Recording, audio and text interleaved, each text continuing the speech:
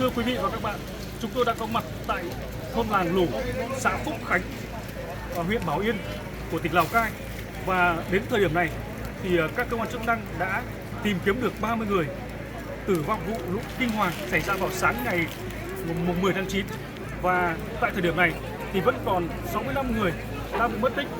Lực lượng công an tỉnh Lào Cai cùng với cảnh sát cơ động của Bộ Công an phối hợp với quân khu 2 đang mở rộng phạm vi tìm kiếm. Hoàng Phong, phóng viên báo Công an Dân trực tiếp tại hiện trường.